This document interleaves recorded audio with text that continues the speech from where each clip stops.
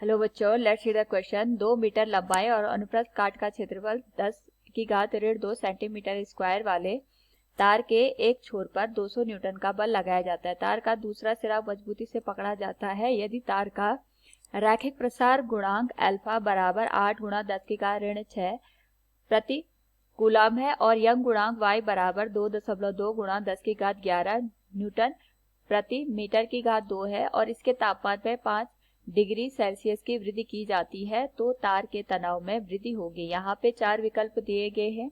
तो सर्वप्रथम हम यहाँ पे मुख्य अवधारणा का प्रयोग करेंगे और इस स्थिति में हमारे पास यहाँ पे जो मुख्य अवधारणा है वह है यंग प्रत्यास्थता गुणांक। प्रत्यास्थता हमारे पास होती है कि जब भी हम किसी भी वस्तु पे बल लगाते हैं और बल को लगा करके हम उसकी यहाँ पे आकार में परिवर्तन करते हैं और बल हटाने पे वो अपने प्रारंभिक अवस्था में आ जाता है, इस गुण को हम प्रत्यास्थता का नाम देते हैं। और अगर हम लंबाई के सापेक्ष बात करेंगे तो हमारे पास जो हम बल लगाते हैं यानी हमारे पास जो अभिलंब बल लगता है, अगर हम इस बल का यहाँ पे इसकी विकृति के साथ अनुपात लेते हैं तो ये जो हमारे पास अनुपात निकल के आता है ये एक नियतांक के बराबर निकल के आता है। और अगर मैं इसको यहाँ पे गणितीय रूप में देखूं तो इसका मान आ जाएगा बल बटे क्षेत्रफल बराबर विकृति। तो ये आ जाएगा लंबाई में परिवर्तन बटे इसकी वास्तविक लंबाई।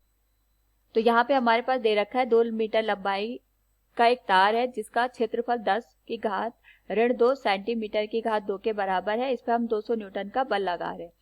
तो साथ में इसका हम तापमान भी परिवर्तित कर रहे हैं। तो तापमान परिवर्तन करने पे हमारे पास यहाँ पे जो लंबाई का परिवर्तन होता है इसको हम दिखाते हैं डेल एल बराबर, ये होता है कि हमारे पास वास्तविक लंबाई कितनी है और इसका हमारे पास यहाँ पे रैखिक प्रसार गुणांक कितना है, यानी हमारे पास जो तार हम ले रहे हैं वो किस पदार्थ का बना हुआ है और साथ में निर्भर करता है कि हमारे पास यहाँ पे तापमान में कितना परिवर्तन आ रहा है।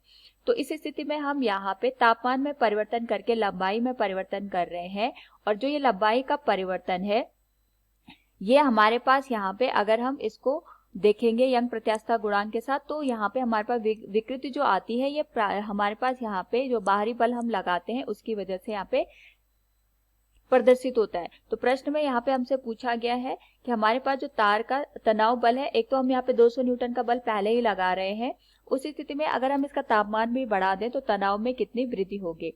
तो हमें पता है यहाँ पे जो बल लग रहा है वो हमारे पास यहाँ पे जो तापमान में परिवर्तन है उसकी वजह से जो हमारे पास यहाँ पे तार की लंबाई में परिवर्तन आया होगा उसके सापेक्ष हमारे पास जो तनाव बल है उसमें परिवर्तन हमें देखने को मिलेगा। और अगर हम यहाँ पे मान देखें तो y बराबर आ जाएगा बल, जो तनाव बल है हमने उसको F से प्रदर्शित कर रखा है, बटे क्षेत्रफल बटे लंबाई में परिवर्तन बटे यहाँ पे आ जाएगा इसकी वास्तविक लंबाई। हमें यहाँ पे F का मान निकालना है तो ये आ जाएगा y गुणा लंबाई में परिवर्तन बटे वास्तविक लंबाई और साथ में यहाँ हमारे पास ये क्षेत्रफल से यहाँ पे गुणा हो जाएगा।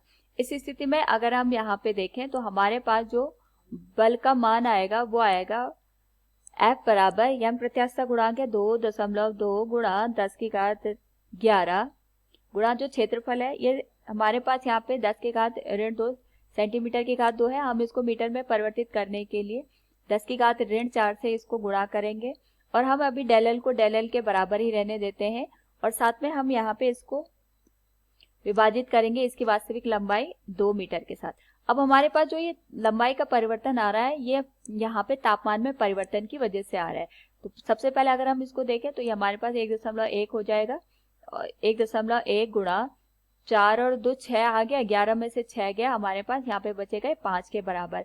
और जो लंबाई का परिवर्तन है इसको हम लिख सकते हैं इसकी जो वास्तविक लंबाई है 2 मीटर के बराबर गुणा इसका जो हमारे पास अल्फा का मान है रैखिक प्रसार गुणांक ये है 8 गुणा 10⁻6 के बराबर और साथ में हम यहाँ पे जो तापमान का परिवर्तन करें 5 डिग्री के बराबर कर रहे हैं।